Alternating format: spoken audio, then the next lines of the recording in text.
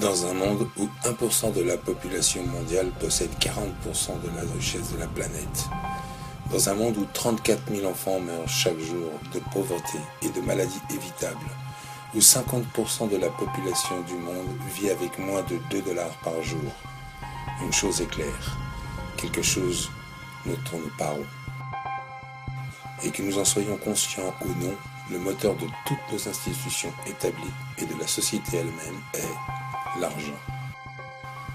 Donc, comprendre cette institution de politique monétaire est essentiel pour comprendre pourquoi nos vies sont telles qu'elles sont. Malheureusement, l'économie est souvent perçue avec confusion et ennui. Les flux ininterrompus du jargon financier secondé de mathématiques dissuadent rapidement les gens de tenter de la comprendre. Pourtant, le fait est que la complexité associée au système financier est un simple masque conçu pour dissimuler une des structures les plus paralysantes que l'humanité ait jamais subies.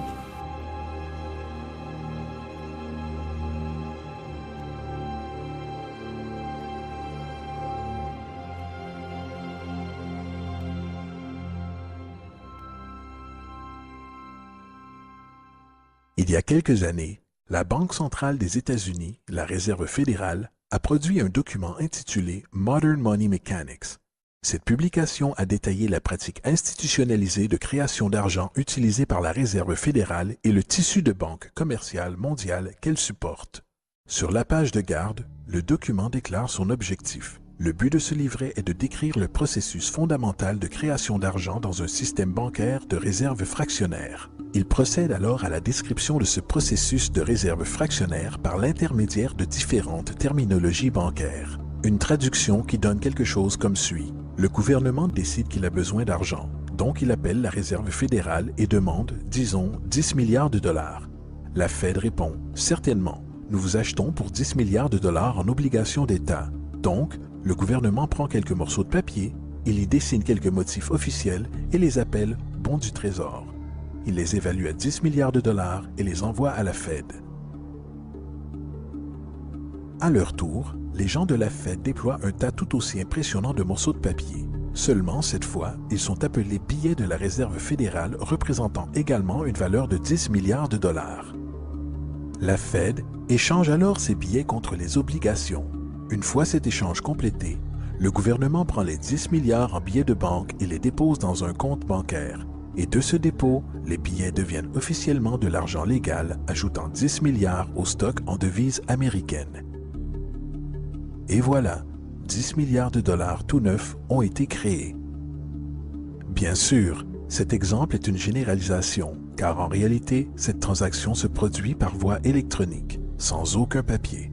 En fait, seulement 3% de devises existent physiquement.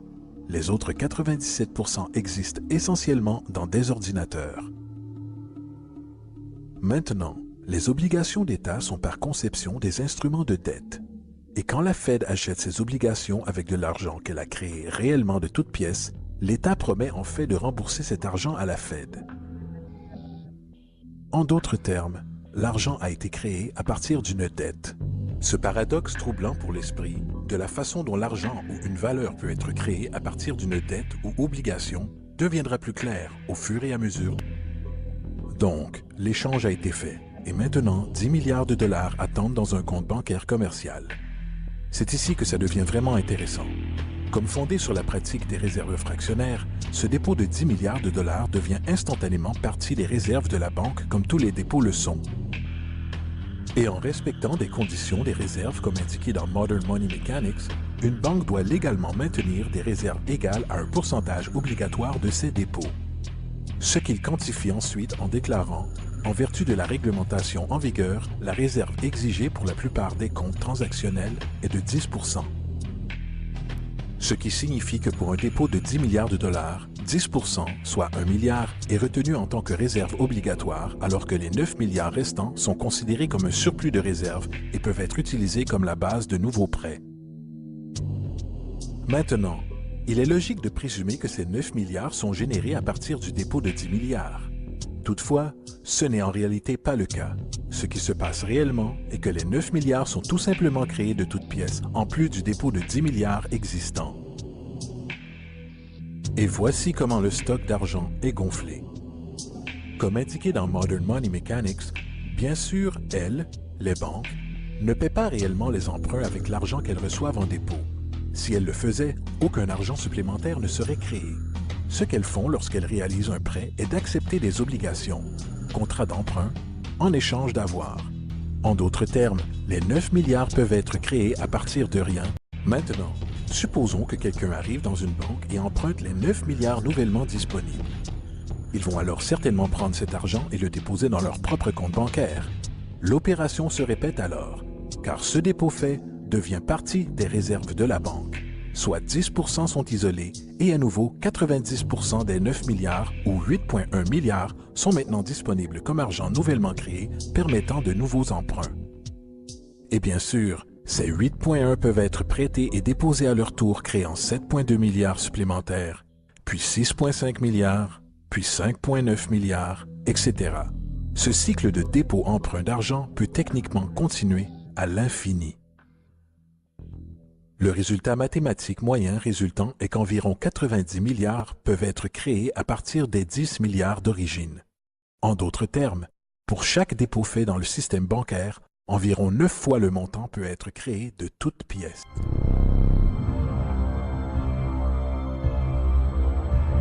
Donc, maintenant que nous comprenons comment l'argent est créé par ce système bancaire de réserve fractionnaire, une question logique, encore illusoire, peut venir à l'esprit. Quoi donc donne réellement sa valeur à l'argent nouvellement créé? La réponse, l'argent qui existe déjà. Le nouvel argent vole essentiellement sa valeur en stock existant. Comme le stock total est accru sans se soucier de la valeur en biens et services, et comme le stock et la demande définissent l'équilibre, les prix augmentent, diminuant le pouvoir d'achat de chaque dollar. Ceci est généralement dénommé inflation. Et l'inflation est essentiellement une taxe cachée sur les citoyens.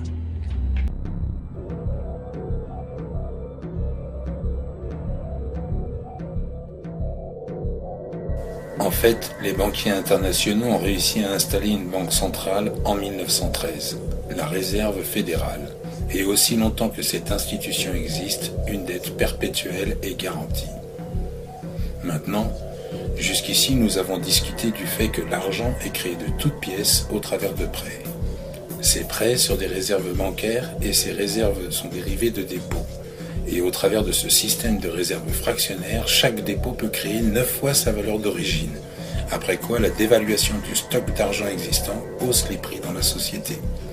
Et comme cet argent est créé au travers de dettes et circule aléatoirement dans le commerce, les gens deviennent détachés de leur dette d'origine et un déséquilibre existe lorsque les gens sont forcés à rivaliser pour du travail afin d'extraire suffisamment d'argent du stock monétaire pour subvenir à leurs besoins. Aussi dysfonctionnel et arriéré que tout ceci peut paraître, il y a encore une chose qui a été omise de cette équation. Et c'est cet élément de la structure qui révèle toute la frauduleuse nature du système lui-même. L'application d'intérêt. Quand l'État emprunte de l'argent à la Fed ou qu'une personne emprunte de l'argent à une banque, il doit presque toujours rembourser avec des intérêts bruts. En d'autres termes, presque chaque dollar qui existe doit au final retourner dans une banque avec les intérêts payés également. Mais si tout l'argent est emprunté à la banque centrale et est gonflé par les banques commerciales au travers de prêts, seulement ce qui est dénommé comme le principal est créé depuis le stock d'argent.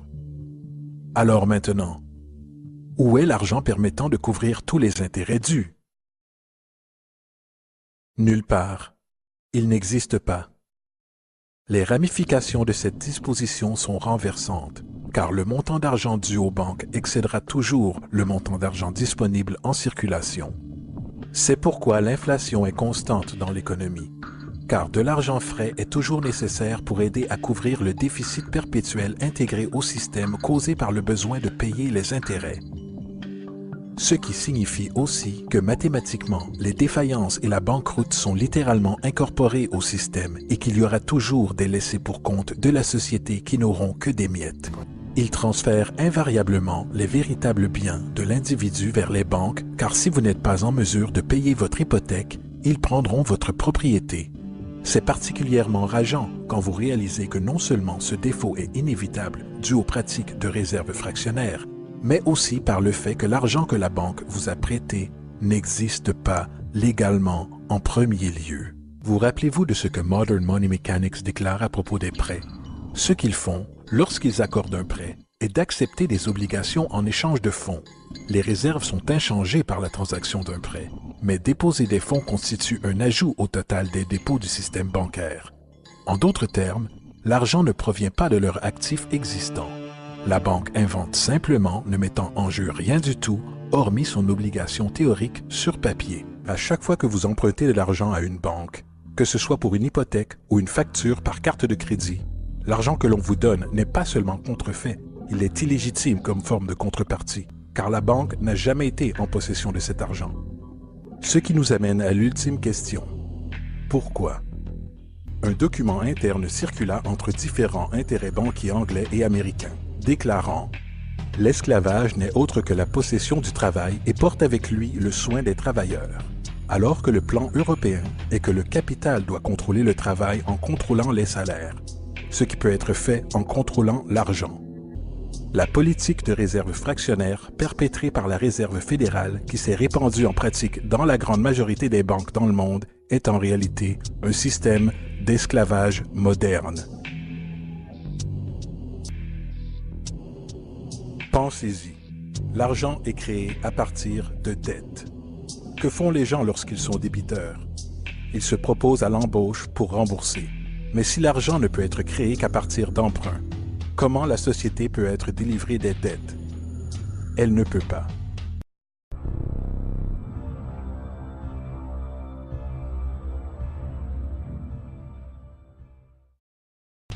Et c'est l'objectif. Et c'est la peur de perdre ses avoirs, secondée par la lutte pour garder le dessus, avec une dette perpétuelle et l'inflation inhérente au système, aggravée d'une pénurie incontournable dans la provision d'argent même, créée par des intérêts qui ne pourront jamais être remboursés, qui gardent l'esclave salarié dans ce chemin. Courant sur une roue de hamster, avec des millions d'autres, en effet propulsant un empire qui ne bénéficie réellement qu'à une élite au sommet de la pyramide. Car, à la fin de la journée, pour qui travaillez-vous réellement? Les banques. L'argent est créé dans une banque et inévitablement finit dans une banque. Ce sont les véritables maîtres, accompagnés des corporations et des gouvernements qu'ils supportent. L'esclavage physique oblige à nourrir et loger les gens. L'esclavage économique oblige les gens à se nourrir et se loger eux-mêmes. C'est l'une des arnaques les plus ingénieuses de manipulation sociale jamais créées, et à la base, c'est une guerre invisible contre la population. La dette est une arme utilisée pour conquérir et asservir des sociétés, et les intérêts sont ses munitions principales.